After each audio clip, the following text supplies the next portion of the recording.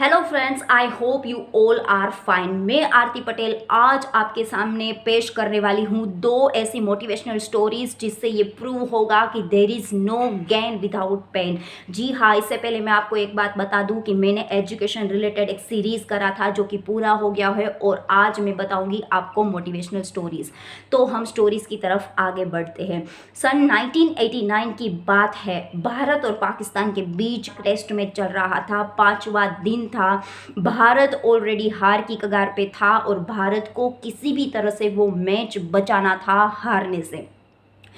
एक तरफ वक्कार यूनिस और वसीम अकरम जैसे पेसर्स जिसके सामने कोई टिक नहीं पा रहा था। भारत के दिग्गज बैट्समैन श्रीकांत, रवि शास्त्री और मोहम्मद अजरुद्दीन जैसे दिग्गज एक के बाद एक पेवेलियन लौट चुके थे। तब भी 16 साल का लड़का है वो ग्राउंड पे आता है खेलने के लिए। सामने क्रीज पे थे नवजोत सिंह सिद्धू। नवजोत सिंह सिद्धू को उस लड़के पे तरस आता है कि साला यहाँ पे बॉल दिख नहीं पा रहा है, पिच जो है इतनी फास्ट है और सामने से पेसर्स का अटैक इतना ज़ोरदार है, तब ये 16 साल का लड़का बेचारा क्या करेगा। वक्कार यूनिस का स्पेल चल रहा था, वक्कार यूनिस का ओवर, और उसने फास्ट डिलीवरी डाला, बाउंसर 150 की स्पीड पे जो जाके गिरा उस लड़के की नाक पर। जी हाँ, नाक से खून बहने लगा। उसके ग्लोव्स, उसका टी शर्ट, उसका ट्राउज़र, सब खून खून खून। पाकिस्तानी प्लेयर्स जो ग्राउंड पे थे वो दौड़ के आ गए वहाँ देखने के लिए कि आखिर हो क्या रहा है। तभी से नवजोत सिंह सिद्धू भी क्रीज से दौड़ते हुए आए सचिन के पास और फिजियोथेरापिस्ट भी पेवेलियन से सचिन के पास आ गए। तब एडवांस टेक्नोलॉजी तो था नहीं, एडवांस ट्रीटमेंट भी था नहीं। फिजियो ट्राई कर रहे थे कॉटन से सचिन तेंदुलकर के नाक को साफ करने के लिए, लेकिन खून जो है वो रुकने का नाम नहीं ले रहा था, कंटिन्यूअसली खून बहे जा रहा था। तभी नवजोत सिंह सिद्धू ने सचिन को एक सलाह दी। उसने कहा कि एक काम करो, तुम इस वक्त पेवेलियन लौट जाओ, रिटायर्ड हर्ट हो गए पेवेलियन लौट जाओ। 2-3 घंटे के बाद जब ये पेसर्स का स्पेल ख़त्म हो जाए तब वापस आ जाना, क्या दिक्कत है। तब तक इन लोगों का जो स्पेल है वो ख़त्म हो जाएगा। और अगर ऐसा नहीं करना है, आपको मैच ही छोड़ना है, तो ऐसा करो कि हॉस्पिटल पे जाके ट्रीटमेंट करा लो। आप इस वक्त चले जाओ। और खुद फिजियो भी सचिन को उठाने लगे पेवेलियन ले जाने के लिए। उसी वक्त वो थोड़े से इरिटेट हुए और उसने सिद्धू के सामने देखा। सिद्धू के सामने देखकर वो 2 शब्द ऐसे बोले जिसने पूरे के पूरे इंडिया की ही नहीं पूरी दुनिया के क्रिकेट के इतिहास को ही पलट दिया। सचिन तेंदुलकर बोले, मैं खेलेगा, मैं खेलेगा।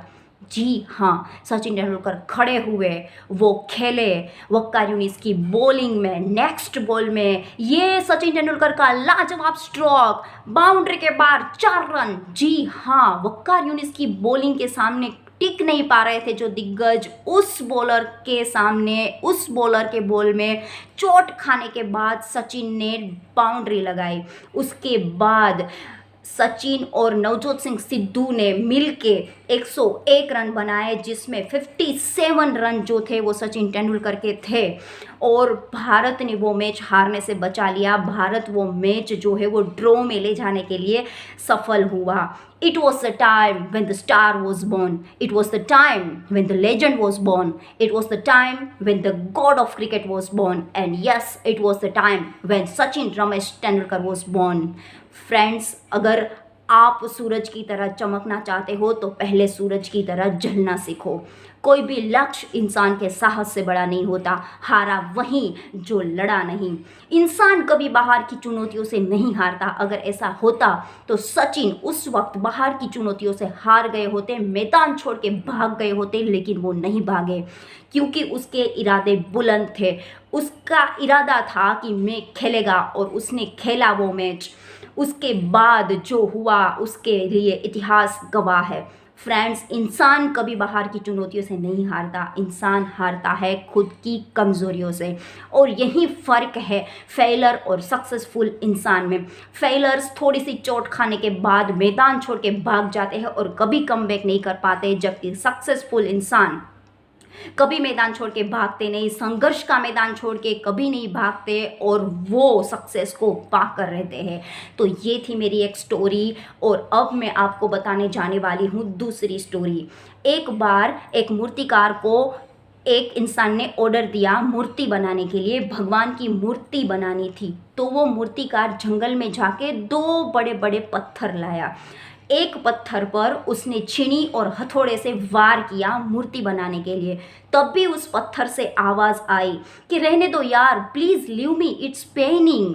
दूसरी बार मूर्तिकार ने उस पत्थर पे छीनी और हथौड़े से वार किया मूर्ति बनाने के लिए। तो दूसरी बार आवाज़ आई, यार please leave me, it's paining, मुझे छोड़ दो। मूर्तिकार को उस पे तरस आ गया और उसने उस पत्थर को छोड़ दिया। उसने दूसरा पत्थर उठाया और छीनी और हथौड़े से उस पर वार किया, लेकिन वो पत्थर कुछ नहीं बोला। तो सामने से मूर्तिकार ने उससे पूछा कि इज़ इट पेनिंग, क्या आपको पेन हो रहा है? तब पत्थर ने कहा, जी हाँ, पेन तो हो रहा है, लेकिन यू प्लीज़ कंटिन्यू, आप कंटिन्यू रखिए। कुछ दिनों के बाद उस पत्थर में से उसने सुंदर भगवान की एक मूर्ति बनाई और जो इंसान ने उसको ऑर्डर दिया था वो मूर्ति लेने के लिए आ गया। मूर्तिकार की मूर्ति तैयार थी, वो मूर्ति लेकर जा ही रहा था, तब उसकी नज़र उस पत्थर पर पड़ी जो चोट खाकर वहाँ पे पड़ा था, उसको रख दिया गया था। तो उस इंसान ने, मूर्ति खरीदने वाले इंसान ने मूर्तिकार को पूछा कि ये पत्थर तुम्हारे कुछ काम का है क्या? मैं इसको साथ में ले जाना चाहता हूँ। तो मूर्तिकार ने बताया कि नहीं, ये मेरे तो कुछ काम का नहीं है, अगर आप चाहो तो आप उसको अपने साथ ले जा सकते हो, लेकिन मुझे एक बात बताओ कि तुम इस पत्थर का करोगे क्या? तो उस इंसान ने बताया कि पत्थर को मंदिर के बाहर रख दूंगा, लोगों को नारियल फोड़ने के लिए काम आएगा।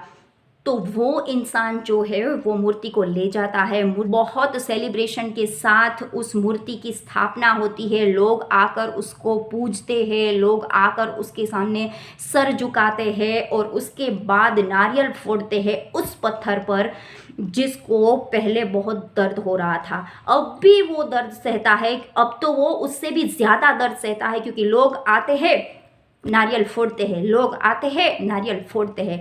वो पत्थर रो रो कर एक दिन उस मूर्ति को कहने लगा कि यार तुम्हारे नसीब तो देखो कितने अच्छे हैं, तुम कितने नसीबदार हो कि लोग तुम्हारी पूजा करते हैं और मुझे दर्द देते हैं, मुझे आकर मारते हैं। तब भी वो मूर्ति जो है उसको बहुत सुंदर बात कहती है। वो कहती है कि अगर तुमने पहले दर्द सह लिया होता तो आज इतना दर्द ना सहना पड़ता। हमारे साथ भी यही होता है दोस्तों, जब हमारा बुरा वक्त चल रहा होता है तो हम कंप्लेन करते रहते हैं कि ये मेरा बुरा वक्त है, मुझे छोड़ दो, मेरा बुरा वक्त है, मुझे छोड़ दो। लेकिन जो इंसान दर्द को सह लेता है, जो इंसान उस दर्द को सह लेता है वो सक्सेसफुल बन जाता है। लेकिन जो इंसान सही वक्त पे दर्द को सह नहीं पाता उसको पूरी ज़िंदगी दर्द सहना पड़ता है। दुनिया में ऐसा कोई इंसान नहीं हुआ है जिसको संघर्ष से पसार ना होना पड़ा हो। कोई ऐसा इंसान नहीं है, कोई ऐसा सक्सेसफुल इंसान नहीं है जिसको बैठे बैठे सक्सेस मिल गया हो, जिसको बैठे बैठे सफलता मिली हो। अगर आप कुछ करना चाहते हो तो आपको जलना पड़ेगा, अगर आप कुछ करना चाहते हो तो आपको तपना तो पड़ेगा, आपको चोट खानी पड़ेगी, आपको दर्द महसूस करना पड़ेगा। There is no gain without pain. लेकिन वो दर्द अगर आपने सह लिया तो आपकी ज़िंदगी आप बेटर बनाएंगे। फ्रेंड्स, आई होप कि आपको ये दोनों कहानियाँ अच्छी लगी हो।